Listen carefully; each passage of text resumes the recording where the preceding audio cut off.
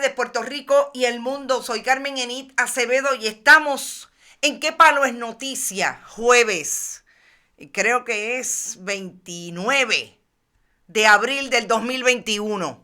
Y en este programa vamos a hacer una entrevista que yo creo que ya estábamos listos y listas para realizar. Y tiene que ver que ya van 13 meses de la pandemia. 13 meses en que el mundo se enfrentó a una crisis de salud pública que a Puerto Rico también le ha tocado, obviamente por ser parte de ese mundo en que transitan diferentes poblaciones de múltiples maneras.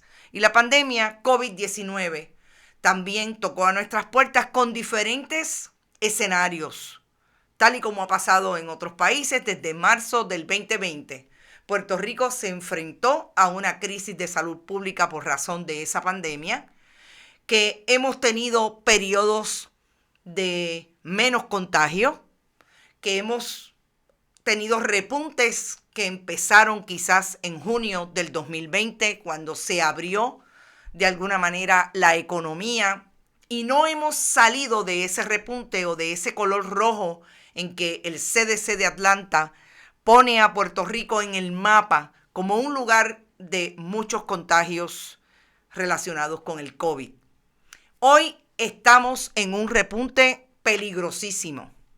A 13 meses de ocurrir el primer evento, allá cuando se situaba entre llegada de cruceros a Puerto Rico, específicamente de Italia, de actividades multitudinarias como fue el tradicional Festival de la Salsa.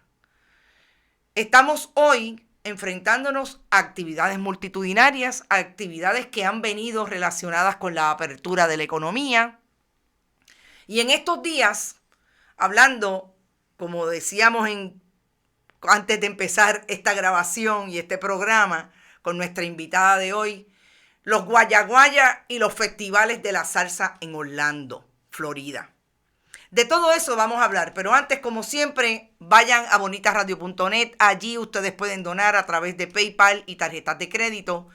Pueden hacerlo en Fundación Periodismo 21 en su ATH móvil, y también la fundación recibe cheques o giros postales a través del correo Fundación Periodismo Siglo XXI, PMB 284, PO Box 19400, San Juan, Puerto Rico 00919-4000. Y también recuerden que estamos auspiciados por la cooperativa Vega Alta, la cooperativa Abraham Rosa y Buen Vecino Café.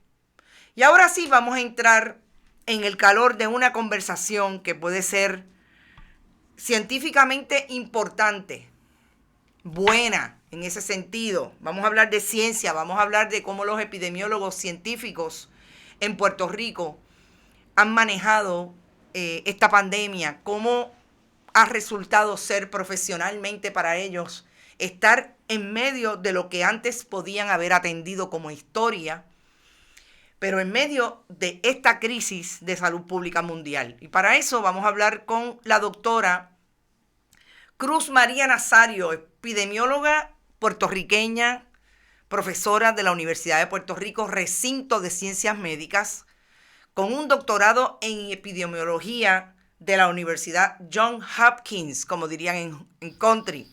Doctora, gracias una vez más por estar con Bonita Radio. Gracias, muchas gracias, Carmen, por la invitación y la oportunidad de compartir con tus radioescuchas. Yo le decía cuando estábamos a punto de iniciar que nosotras hablamos en medio de la pandemia bien al principio. Yo creo que no había llegado verano y quizás en el medio del repunte que ya se veía venir cuando se abrió parcialmente la economía después de haber tenido un silencio económico, un cierre económico drástico al inicio de la pandemia. Quizás vamos a empezar por cómo usted lo ha vivido como científica, persona que tiene proyectos de investigación, que maneja investigación con sus estudiantes. ¿Cómo han sido estos 13 meses para una persona que pudo haber vivido quizás el Zika, usted me dirá dónde ha Sí. participado en términos de ese tipo de proyectos, Ujú. pero por ejemplo, no vivió quizás la otra peor pandemia que fue la del 18. ¿Cómo lo ha vivido en estos 13 meses? Cierto, ha sido una experiencia de tantos matices que necesitaríamos mucho tiempo para hablar de ella, pero tú lo has puntualizado muy bien.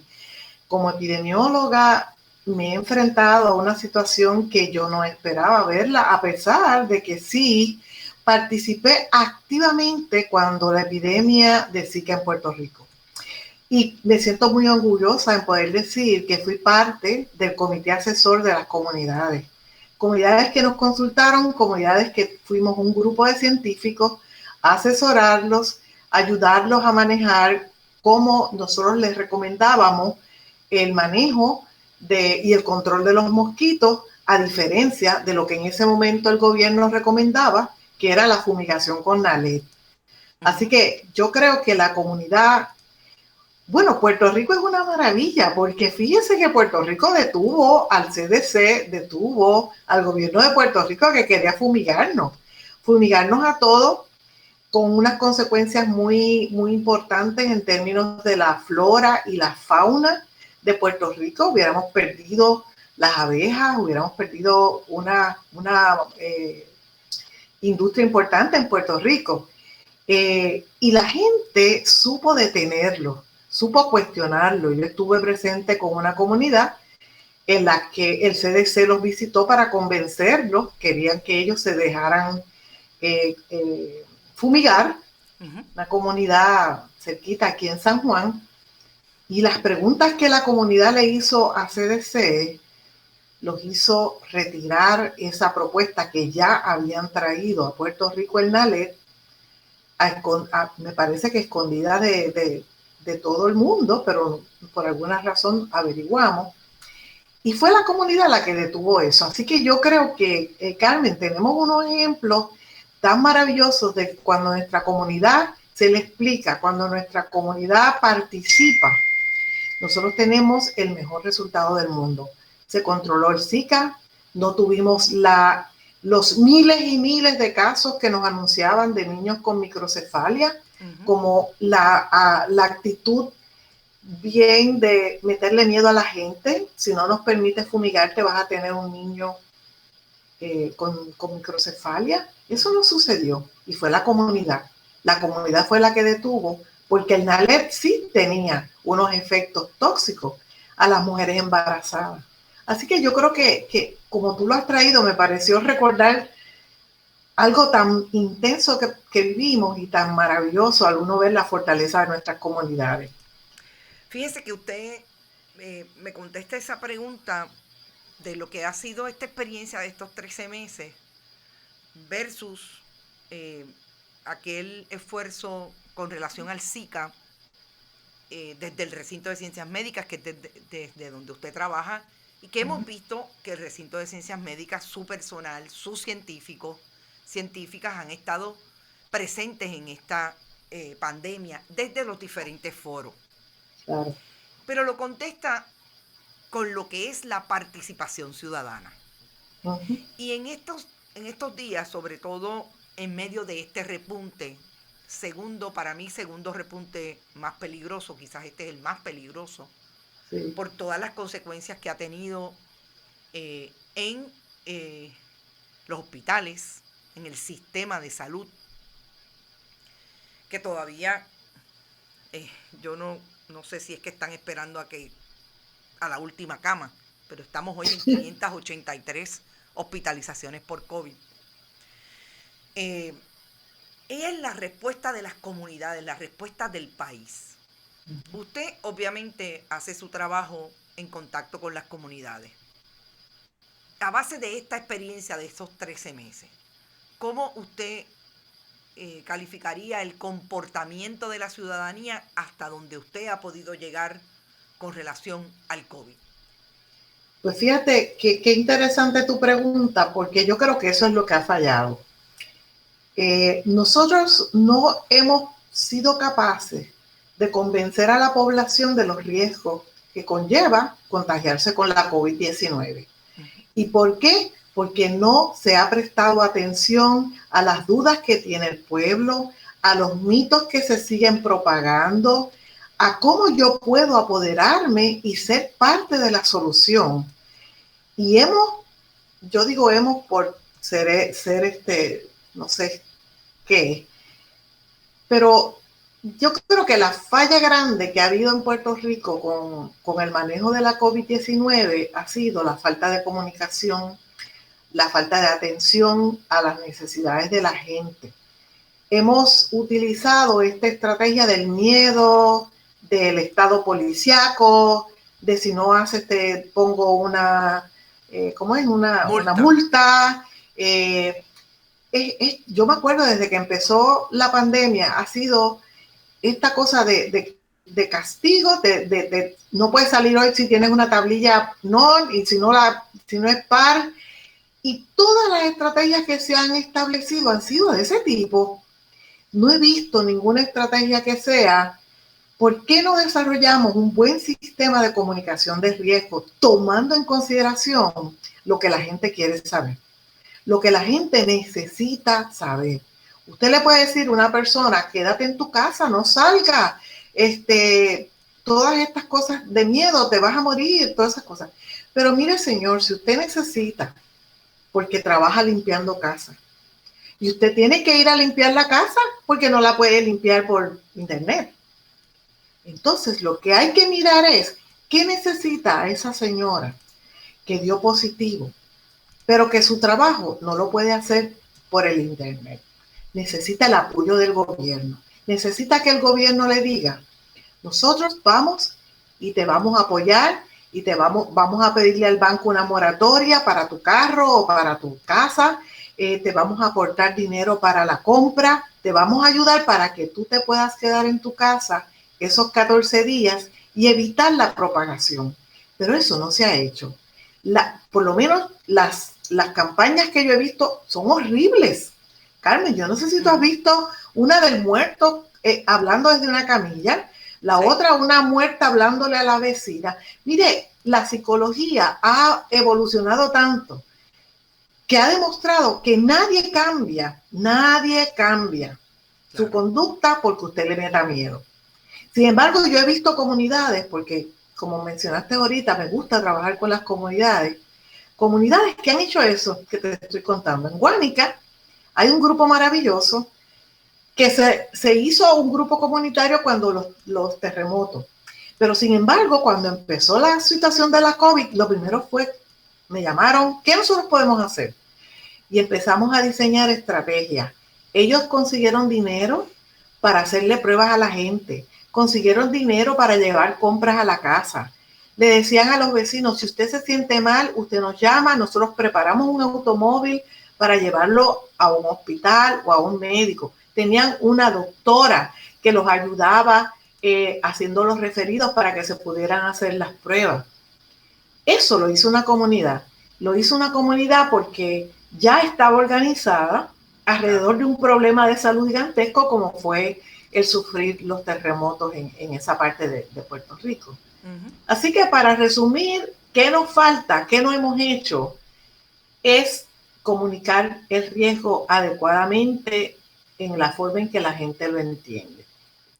Fíjese qué interesante también que usted trae el asunto de la comunicación. Nosotros acá en Bonita Radio tenemos desde la pandemia una sección todos los miércoles con la amiga comunicadora y colega Brenda Reyes Tomasini, que hacemos análisis de lo que está ocurriendo en el país desde el punto de vista de la comunicación estratégica, de la comunicación política y la estrategia de comunicación. Y el COVID definitivamente ha sido fundamental. Porque parecería que, como usted bien dice, el gobierno ha utilizado la técnica y la táctica del miedo para llevar un mensaje que a todas luces no ha calado. No.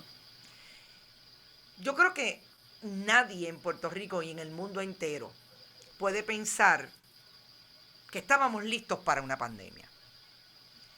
No estamos hablando de que lo podías hacer mejor porque tenías un plan.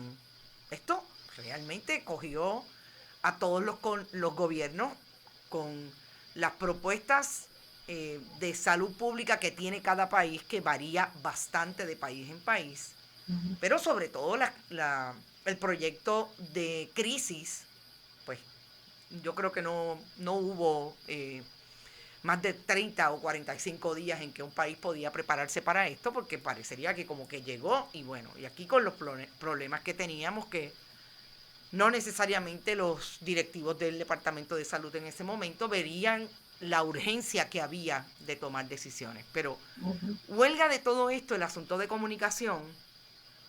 Interesante que usted como científica lo traiga, porque no necesariamente nosotros vimos a un gobierno tratando de establecer desde la ciencia que el asunto de comunicación era importante. Exacto.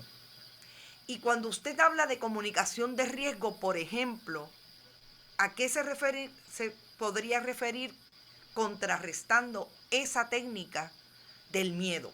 Por ejemplo, ¿qué imágenes se podrían utilizar?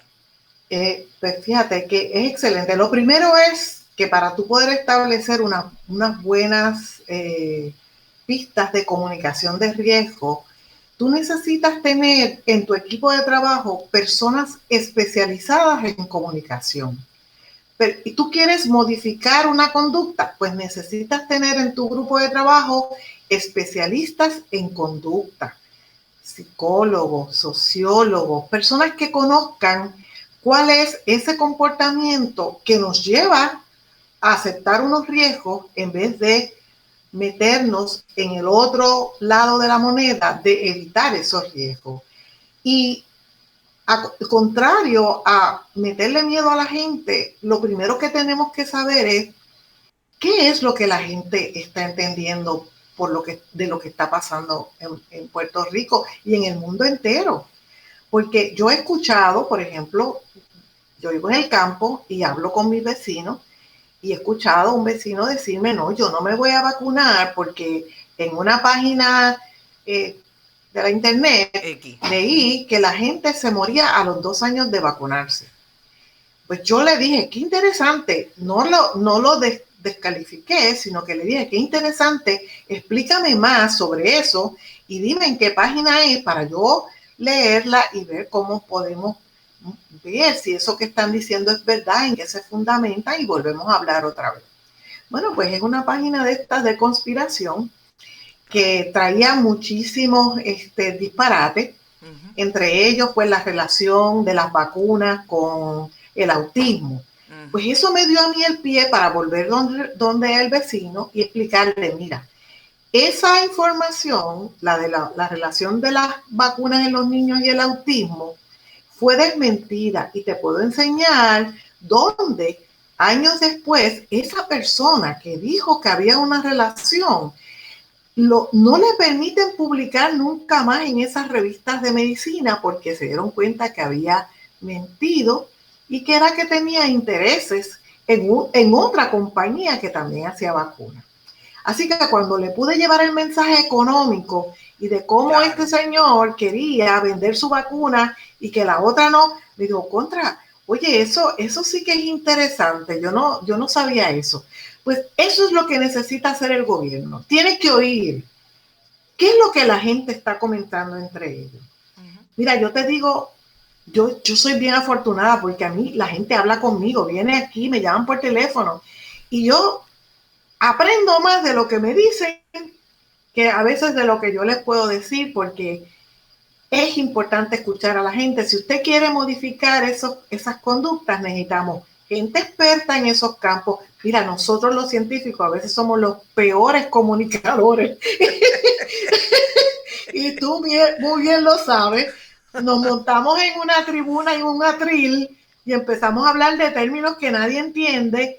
Y ya tú viste cómo se hacían las conferencias de prensa. Aquellas conferencias de prensa que a mí me llamaban después, mire doctora, ¿qué rayo es eso de la curva loga? Y yo pues tenía que darle el ejemplo de cómo era que se hacen las predicciones cuando vienen las tormentas. Digo, eso es lo mismo que las tormentas. ¿A quién tú le haces caso? Tú sencillamente esperas a ver lo que va a pasar y oyes al que mejor te da información. Así que es importante la comunicación del riesgo para evitar las cosas que están pasando en Puerto Rico, que es ignorar que estamos en un momento, como empezaste a decir, crítico. Tenemos solamente 33% de las camas de adultos libres. Uh-huh.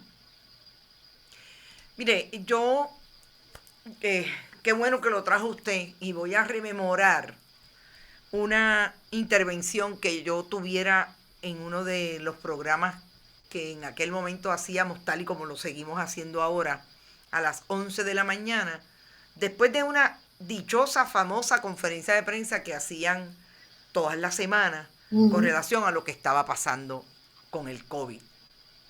Y es que uno no tiene por qué saber. Pero yo siempre dije en aquel momento que por qué no había un comunicador, una comunicadora que pudiera organizar lo que estaba haciendo un esfuerzo monumental de los científicos que se reunieron allí. Yo estoy segura que todos y todas querían realmente comunicarse con el país. El problema es que no solamente no lo lograban con el país, que es el que está sufriendo en todas sus dimensiones el asunto de la pandemia, es que con los periodistas tampoco. O sea, es que era tan crítico que aquí atrás decían, pero es que no. ¿Qué es eso? ¿Pero qué es eso? Es que no. Entonces, ahí fue que se tornó hostil la comunicación. Y dejaron de hacer las conferencias. Y yo decía, pero si es que no pueden dejar de hacerlas, lo que tienen es que modificar la manera de comunicar, porque... Ay, sí, me acuerdo. Sí, que no. dejaron de permitirle a los periodistas que estuvieron presentes, ¿cierto? Exactamente. Ay, sí. Entonces cortaron la comunicación. Entonces llegamos aquí. Llegamos a duras penas. La gente haciendo malabares con la información. Yo creo que hay muchos profesionales y lo digo no porque la tenga aquí, pero usted ha sido de todas las personas que nosotros hemos manejado información científica, uno de los mejores recuerdos siempre fue aquella intervención que usted tuvo y la gente lo insistía, era fácil, el asunto científico no necesariamente es fácil de comunicar y sobre todo digerir por el lado de acá. Eso es como cuando usted va al médico y el médico le dice todos los términos y uno se queda, ¿verdad? Cuando llega a la casa, ¿qué fue lo que me dijo? No, si no le preguntas ahí, yo siempre, obviamente por mi adiestramiento periodístico, le digo, no, espérate, perfecto. Hablaste para tu clase de medicina, háblame a mí ahora. A mí ahora de cómo es que yo manejo esto. Pero es eso, ¿verdad? La comunicación. Y esa ha sido una faceta que a mi juicio, comparto su opinión y su análisis, ha sido muy deficiente. Pero aún así...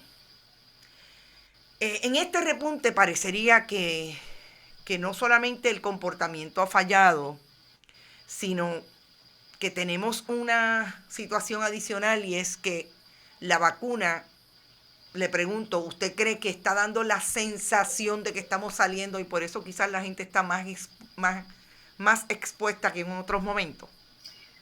Yo creo que es una paradoja, ¿verdad? Porque todos estábamos ansiosos de tener una herramienta para controlar el contagio y la herramienta iba a ser la vacuna. Pero para mí, que ha resultado paradójico, porque ahora mismo escuchamos el gobierno decir, hemos administrado 2 millones de dosis y la gente cree, wow, tenemos casi 2/3 partes del país vacunado y protegido, pero no es cierto. La comunicación de ese mensaje es equivocada. Solamente hemos vacunado completo, lo que se llama vacunar, no son dosis. Usted puede tener una dosis y no estar vacunado porque la farmacéutica, cuando le aprobaron el producto, le dijeron, para que funcione y para garantizar ese 95% de efectividad, la persona tiene que haberse puesto las 2 dosis, ¿verdad? No estamos hablando de la Johnson & Johnson, las 2 dosis. Entonces, damos esa mala impresión de que ya estamos casi al otro lado, cuando en realidad 24% de nuestro país está vacunado con las 2 dosis. Eso para nada protege, para nada, porque ese concepto que ustedes han escuchado en la radio tanto, que si la inmunidad de grupo, yo no le digo de rebaño porque creo que eso es como de animales, ¿verdad? Pero claro, a lo mejor algunos animales se cuelan por ahí y a lo mejor hay que llamarlo de rebaño. exacto. Pero este concepto lo que quiere decir es que si muchas personas están protegidas porque se han vacunado, no van a ser susceptibles a transmitir el virus de la misma forma que si mucha gente no estuviera vacunada. Pero el concepto de anunciar las dosis y no las vacunas, creo que lleva a lo que tú me acabas de preguntar, si una idea incorrecta de que estamos bien. No estamos bien. La vacuna, para lo que es efectiva, es para evitar una enfermedad grave. Exacto.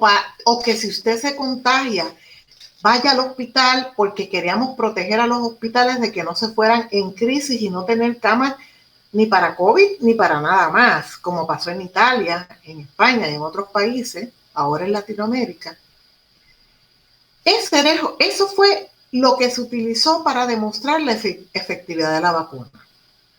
Pero aún así, después de vacunarse, el mensaje sigue siendo: usted tiene que seguir utilizando la mascarilla, protegiéndose usando siguiendo las recomendaciones que hemos tenido de 6 pies de distancia, usar la mascarilla, lavarse las manos, evitar las aglomeraciones, porque aunque sean al aire libre, si usted está en un lugar donde las personas están a 6 pulgadas de su cara y las personas están hablando, gritando, cantando, pues usted no sabe si esa persona que está al lado suyo está contagiada con la COVID y peor aún, con una de estas nuevas variantes para la cual esta vacuna que usted se ha puesto no lo protege. Y por eso lo llamo una paradoja. A pesar de que es una excelente herramienta para nosotros controlar la pandemia, Carmen, no es lo único. Porque hemos tenido países que han controlado la pandemia previo a la vacuna. Y el ejemplo es Nueva Zelanda, con una mujer presidente, que desde un principio dijo: no entra nadie a mi isla. Tienen el doble de nuestra población. ¿Y sabes cuántos muertos han ocurrido por COVID en Nueva Zelanda? 26. 26, exacto. ¿Cuántos muertos en Puerto Rico? Sobre 2,000. Y tenemos la mitad de la población de ellos, son como 5 y pico de millones de habitantes. Así que sí se puede controlar la pandemia, pero para eso hay que tener disciplina, para eso hay que tener una buena comunicación. Esta presidenta nunca se ha parado en un podio a dar discursos sobre la COVID. Siempre ha dicho: la persona que mejor puede comunicarlo es esta persona, y es la única que va a hablar. Aquí tenemos en Puerto Rico que usted saca de un sombrero un epidemiólogo y ya da montones de informaciones que son confusas para la gente. Y por eso los confundimos. Porque la gente cree que balbucear números, estadísticas, datos, eso es comunicar. Eso no es comunicar. Tú mejor que nadie sabes que necesitamos mejorar la comunicación, porque si en otros países lo han logrado, ¿por qué tenemos que ser tan resistentes a reconocer que tenemos que hacerlo mejor? Ese país tampoco estaba preparado para la COVID. Sin embargo, actuó. Cerró la frontera. ¿Qué hicimos nosotros? Abrimos los puertos y llegaron los barcos con los turistas. Los aeropuertos. ¿Qué hemos hecho en los aeropuertos? Pues muy poco, porque no tenemos las herramientas. Y puedo decirte que, pues como soy maestra de epidemiología, tengo muchos estudiantes que han pasado por mí, que son excelentes epidemiólogos y están haciendo un esfuerzo gigantesco en el Departamento de Salud. Pero a veces la base no se escucha. Se escucha lo que está afuera, lo que suena sexy, ¿verdad? Bonito. Sí. Y yo creo que hay que escuchar a la base. Son los que están viendo día a día las grandes dificultades que estamos teniendo para controlar este pico, este evento tan grande que estamos observando, tan acelerado en un día con 900 y pico de casos nuevos. Y eso es un subregistro de los casos, porque Exacto. aquí no estamos haciendo todas las pruebas que deberíamos estar haciendo. Definitivamente, que es una de las quejas que teníamos en principio. Claro. Uno de los problemas que teníamos en principio era precisamente que no habían pruebas, pero en aquel momento no habían los dispositivos para poder realizarla. En términos de el repunte hoy y esa incapacidad de generar un proyecto, yo me voy a una pregunta general partiendo del momentum que se vive con relación a la pandemia 2020-2021. Usted es una científica, una especialista en salud pública desde la epidemiología. ¿Qué le parece que supone esta crisis para el modelo de salud pública en Puerto Rico, partiendo, y me dice si está de acuerdo con la premisa, de que es un modelo maltrecho en el momento en que está hoy? Sabemos por algunas otras instancias que es un modelo que se ha venido sustituyendo por un modelo de privatización hasta cierto punto. Uh-huh. A partir del 1993-94, que se destruyó el proyecto que se conocía antes. De hecho, el recinto de ciencias médicas, si no es su principal edificio, tiene uno de los edificios que ¿sí? Se conoce como el Guillermo Arbona. Es su principal edificio. Es su principal edificio y es el hacedor de aquel proyecto de salud pública. ¿Qué supone para usted, si usted se sienta con sus colegas, o si le quiere explicar al país lo que en medio de esta pandemia supone la crisis, si es que hay alguna, del proyecto de salud pública? Bueno, es una crisis y yo creo que lamentablemente, ha sido con esta pandemia que ha salido a relucir lo maltrecho que está el sistema, como tú lo llamaste. Estoy totalmente de acuerdo. Fíjate que cuando yo llegué a Hopkins a estudiar, en la primera clase que yo fui, que era de sistemas de salud pública, mencionaron el proyecto de Puerto Rico y yo en la silla no brinqué 5 pies porque, ¿verdad? Uno tiene que disimular, pero yo, ¡ah, Puerto Rico! Yo sí. Pues, ¿sabes qué? Para mí era sorprendente que allí se estuviera discutiendo como modelo el proyecto de salud de Puerto Rico. Yo pensaba, contra Estados Unidos es igual que nosotros, ellos tienen más dinero que nosotros. Pues no, caí en cuenta que cuando ellos traían el modelo de Puerto Rico, era también con las muelas de atrás, porque el sistema de salud de Estados Unidos es totalmente privatizado. Y allí cuando nosotros fuimos como estudiantes y sin tener un chavo en que caernos muertos, pues fuimos a utilizar el sistema de salud pública y no existe. Era una cosa tan precaria. Así que ahora, esto que tú has traído a mí me hace, me duele muchísimo, porque fíjate que los datos que estamos obteniendo de las hospitalizaciones, yo no creo en ellos. No creo en ellos porque ahora tenemos un sistema de hospitales privatizado. Cuando tú tienes un sistema privatizado, tú no quieres decir todo lo malo que está pasando en tu hospital. Porque entonces la gente se te va a ir para otro hospital. Así que yo no voy a decir cuánta gente de aquí se ha muerto, ¿verdad? ¿Qué hacían antes los hospitales privados cuando tenían, yo me acuerdo cuando el Rosselló padre fue a explicarnos su proyecto nuevo de que todo el mundo tuviera la misma tarjetita de salud, que fue un disparate? Él decía, fíjate que la tasa de mortalidad más alta es en los hospitales públicos. Y yo, como buena epidemióloga que creo que soy, me fui a buscar la información. Claro que se morían más en los hospitales públicos. ¿Por qué? Porque los hospitales... Y entonces había un rebote de casos. Después se puso una ley para evitar eso. Pero eso pasó aquí en Puerto Rico y por lo tanto, tal parecía que las tasas de mortalidad eran más bajitas en los hospitales públicos, en los privados que en los públicos.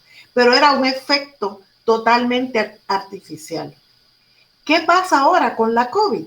Nosotros nos estamos informando con unos datos que yo tendría que poner en tela de juicio, porque un día uno escucha a una persona decir una cosa, no, estamos muy bien, no, estamos. Entonces usted oye un médico que dice, mira, no estamos bien, en mi hospital no estamos bien, pero no puede decirlo porque el sistema privado posiblemente lo va, ¿verdad? Le va a decir, bueno, si hablas Claro. mal, te vas del sistema. Y eso es bien triste que estemos observando ese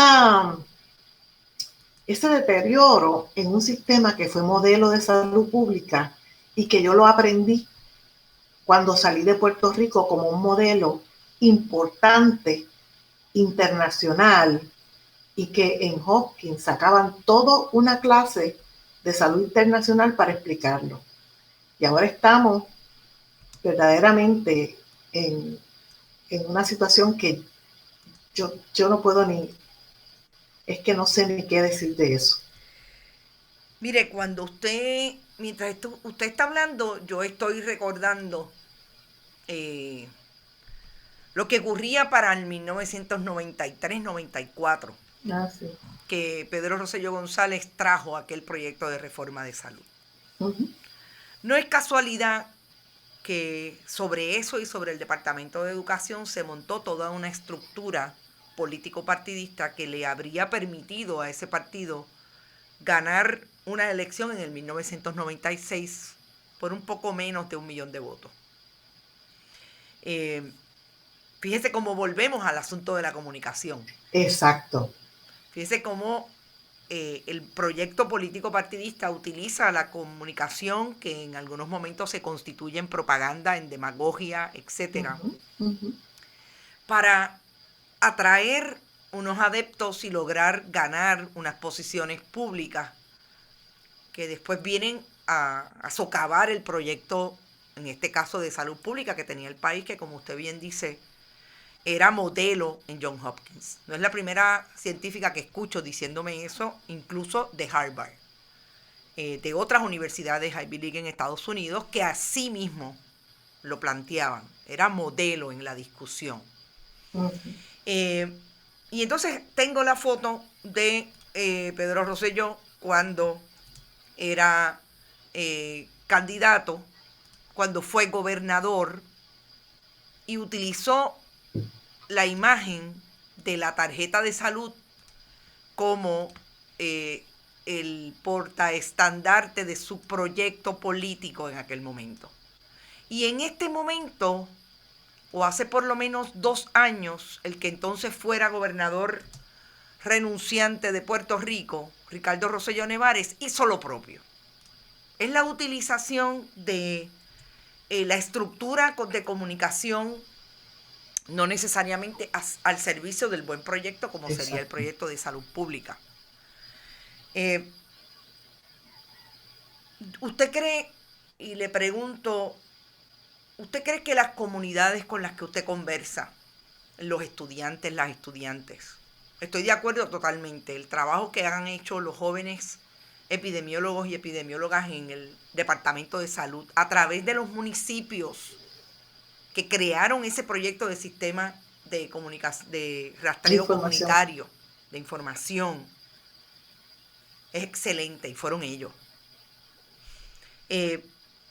¿Usted cree que entienden lo que está pasando con relación al sistema de salud y cómo nos ha dado en la cara este proyecto, este asunto de la pandemia, sobre ese proyecto maltrecho del sistema? La pregunta es súper compleja, complicada, sí. Difícil para mí de contestar, pero puedo explorar, ¿verdad? Conozco colegas que son especialistas en el sistema de salud universal, que en aquel momento pudo haber sido un modelo interesante si se hubiera podido establecer de la manera adecuada, ¿no? Claro. Porque nosotros teníamos un sistema que era casi como un sistema universal, porque nadie en Puerto Rico estaba, en Puerto Rico no había nadie que no tuviera algún tipo de sistema de salud. Claro. Y cuando se monta el doctor Rosselló con la idea de hacer esta tarjetita para que todos tuviéramos la misma tarjetita, así como lo traíste, era un intento demagogo de decir que esta tarjetita es igual a la otra. Así que vota por mí porque yo te voy a dar una tarjetita que te voy a hacer igual y te van a tratar igual que el que tiene la tarjeta que es privada. Pues yo te puedo contar el cuento de mi papá. Yo llegué a un hospital con mi papá, este señor negro, viejito, y llego porque está muy enfermo y la señora, bueno, yo estoy en el campo, no siempre ando en perifollada, así que cuando mi papá me llamó que se sentía mal, pues yo, según estaba en maones y t-shirt, me tiré a buscarlo para llevarlo al hospital. Cuando llego allí, le digo, mira, él no se siente bien, su médico es fulano de tal, nos dijo que viniéramos aquí porque él necesitaba que se le hiciera X tipo de estudio. La señora que estaba en la puerta, en la ventanilla, me dijo, bueno, para la gente con la tarjetita, las citas para ese procedimiento están de aquí a déjame buscar. Y yo pasando páginas y páginas, y yo tuve que contenerme para no gritar, hasta que me dio esa cita como para dentro de 3 meses. Mi papá muy enfermo, muy viejito. Y cuando ella terminó de darme la cita, yo le dije, no sé si te fijaste bien que la tarjeta que yo te di, no es la tarjetita, te di la tarjeta de mi trabajo, que es de la Universidad de Puerto Rico. ¿Para cuándo estaría la cita para él? Entonces la cita estaba para el otro día. Wow. Así que cuando tú ves un sistema que se monta bajo una mentira, un sistema que se monta bajo un engaño, utilizando los mejores sistemas de comunicación para que la gente se le creyera esa gran mentira, pues esa es la consecuencia que tenemos ahora. Eso es lo que tenemos con este sistema que está todo. No hubo reforma de salud. Jamás en mis clases le he llamado que en el 93 hubo una reforma de salud. En el 93 hubo la privatización de los sistemas de salud de Puerto Rico, dejando un margen de personas totalmente fuera del sistema de salud, que eran esos jóvenes que o no eran suficientemente pobres porque trabajaban o en Burger King o en el garaje de gasolina, o no tenían suficiente dinero para un seguro de salud, y dejamos un montón de jóvenes sin ningún tipo de servicio de salud. ¿Quiénes son los que más alto contagio tienen hoy de la COVID en Puerto Rico? Esos mismos jóvenes. Esos jóvenes que no tienen seguro de salud, que no cualifican para la chava tarjetita, que tampoco ganan suficiente para tener un seguro privado y que no pueden quedarse en su casa a echar la gasolina, a limpiar el piso del supermercado o a llenar las góndolas en la farmacia. Ese es el grupo que su aumento, y yo calculé, por ejemplo, hasta diciembre del año pasado, la tasa de riesgo de los jóvenes era 171 por cada 10,000 jóvenes. ¿Sabe cuánto es ahora? 300 por cada 100,000 jóvenes. Ese grupito de 20 a 29 años. La tasa de contagio. La tasa de contagio. ¿Por qué? Esos no se pueden quedar en la casa. Exacto. Mira, y no podemos tergiversar, mira, se fueron para allá Semana Santa. No, esos son los riquitos que tienen los botes y se fueron para allá. Porque el que trabaja en el supermercado no se pudo ir con un bote a la playa, a la palguera. No, ese estaba trabajando en el supermercado, limpiando, rellenando góndolas. Ese es el grupo que ha tenido un aumento de tal nivel en su tasa de contagio. Eso es lo que nosotros tratamos de hacer en Bonita Radio insistentemente con todos los temas. Los dolores de hoy fueron partos, fueron irresponsabilidades, fueron negligencias, Ujú. fueron proyectos de otros momentos. Y hay que traer el contexto porque parecería que hoy nadie, y quizás Bonita Radio fue quien único le hizo esa pregunta a Lorenzo González Feliciano en medio de la pandemia y la contestó honestamente. Le preguntamos, ¿fue un error destruir el sistema de salud pública de Puerto Rico? Y dijo que sí. En ese sentido, es esto, ¿verdad? Es traer lo que han sido los contextos históricos en que se han dado las decisiones que hoy tenemos el sistema de salud que tenemos, que en Puerto Rico yo creo que no hay nadie que tenga un buen seguro médico por menos de $400 al mes. Y las poblaciones de personas de edad avanzada, que hablábamos esta mañana con Judith Rodríguez Figueroa, la demógrafa, que son el número más alto en crecimiento en la población puertorriqueña, claro, no pueden pagar esos costos de la salud como se ha cambiado y se cambió el sistema a uno privatizado. Doctora, vamos recogiendo y yo quisiera como último que me dijera si en algún momento en este año, yo sé que ha participado del proyecto de vacunación allí en Ciencias Médicas, ¿tiene algún proyecto con estudiantes o con otro grupo científico de allí del recinto u otros en que esté cooperando o realizando trabajo alrededor de lo que está pasando en la pandemia en Puerto Rico o en algún otro lugar? Bueno, ahora mismo nosotros estamos diseñando un proyecto para ir a una comunidad, porque fíjate, lamentablemente nos hemos enfocado en la COVID y nos hemos olvidado que hay comunidades que tienen problemas todavía tan severos como no tener una casa donde vivir, una escuela donde llevar a nuestros hijos. Así que estamos haciendo un proyecto con los estudiantes y vamos a ir a una comunidad porque queremos aprender de la comunidad cómo es que la comunidad se siente, cómo la comunidad ha manejado la situación de los terremotos, además de la COVID. Porque nosotros necesitamos conocer lo que pasa en las comunidades si queremos hacer recomendaciones. Claro. Las recomendaciones no pueden basarse en modelos matemáticos, ni logarítmicos, ni cosas que son a nivel teórico. Hay que hablar con la gente y fíjate que ahí tú traes de nuevo la situación de la comunicación. Nosotros tenemos que aprender a comunicar. De la mejor forma que aprendemos a comunicar es escuchando, aprendiendo de la gente. Lo que la gente te dice es lo que uno necesita saber para poder mejorarlo o para poder comunicarlos a otros. Así que ahora tenemos estudiantes trabajando en este proyecto.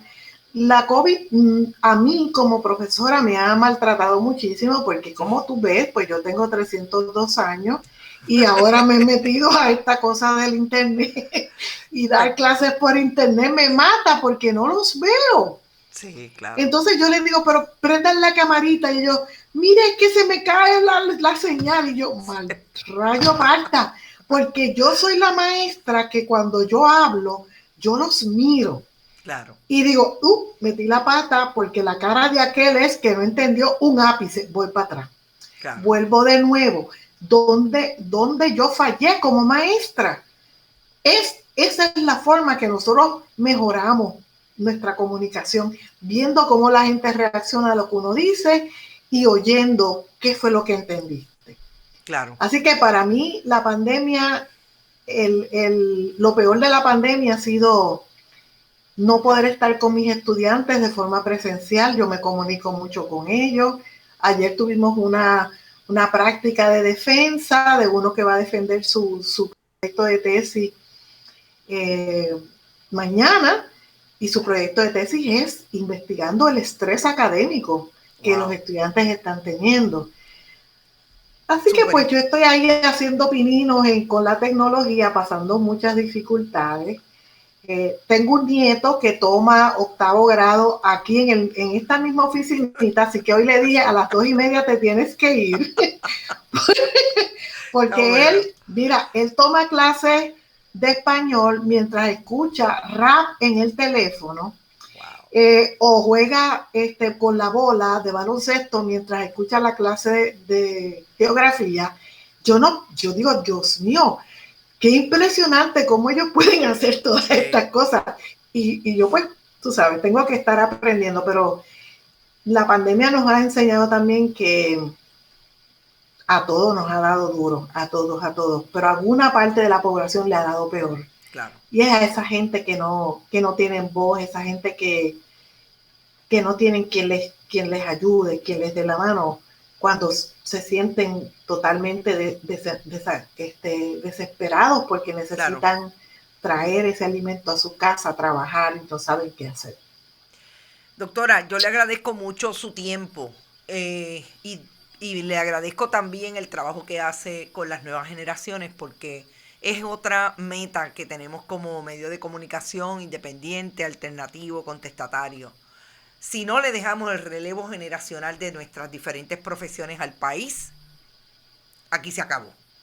Así es que ese trabajo en la universidad, donde quiera que usted haga un trabajo de educación, es importantísimo y le agradezco mucho que así sea. Y cuente siempre con que aquí hay un micrófono abierto para que dialoguemos, para que conversemos y traigamos las experiencias que están viviendo ustedes, porque hay mucho de lo que hablar y de lo que modelarle y enseñarle al país de qué están hechos los científicos y científicas de Puerto Rico. Gracias muchas por ese trabajo. Pues gracias a ti por esta oportunidad, porque yo aprendo mucho con ustedes los periodistas, con el tipo de preguntas que me hacen. Yo me vuelvo loca buscando datos y tratando de prepararme. Y a veces la entrevista son 2 segundos y yo me quedo, y yo estuve trabajando 3 horas buscando información. Pero aprendo, ¿verdad? Porque fíjate que el tiempo en la radio, el tiempo en la televisión, el tiempo de comunicaciones se mide de forma diferente. Sí. Y nosotros nunca aprendimos eso. O sea, eso no me lo enseñaron a mí en Hopkins, ahí fallaron. Era otro tiempo. Sí. Y definitivamente la evolución del proyecto comunicación es brutal. Las tecnologías han movido esto a otro nivel y sí hay unas diferencias. Nosotros aquí no tenemos la prisa. Siempre queremos conversar y queremos, además de traerle una información a nuestras audiencias que es vital en un momento como este con relación a la pandemia, pero también aprender y poder provocar ese relevo generacional para dejar en manos de esos periodistas que tienen un chip. Yo digo que vinieron con un chip y hacen todo de una manera distinta. Así como nosotros hemos aprendido, yo digo que en el caso mío es exclusivamente por una personalidad, porque pues yo quizás me crié un poco como usted, sin la alternatividad ni la interacción que tienen los nuevos medios. Pero aquí estamos y vamos a seguir haciéndolo. Bueno, pues te felicito mucho por tu programa y muchas gracias por esa oportunidad y esa conversación tan interesante que hemos tenido contigo y con tu audiencia. Muchas gracias, éxito. Y seguimos por acá en Bonita Radio. Gracias, doctora. Escucharon a la doctora Cruz María Nazario. Yo creo que una de las mejores líneas que nos puede haber dado el asunto del COVID con toda la crisis que supone que tengamos un país en riesgo en este momento, con todas las dificultades, es que por primera vez yo creo que Puerto Rico tiene de forma constante a sus científicos y científicas queriendo hablar con el país. Independientemente de los proyectos que hayan o no hayan, de las dificultades, de lo que no ha hecho de alguna manera el gobierno en términos de ese proyecto de comunicación, los científicos y las científicas han estado ahí.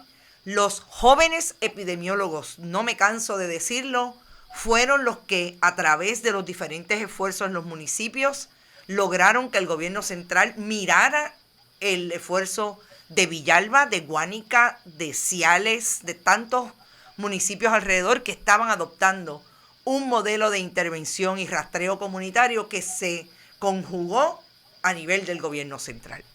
Importante, y nosotros aquí en Bonita Radio vamos a insistir en que así sea.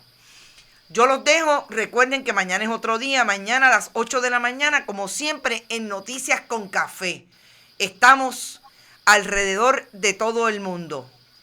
No se olvide de ir a bonitasradio.net. Allí ustedes pueden donar a través de PayPal y tarjetas de crédito.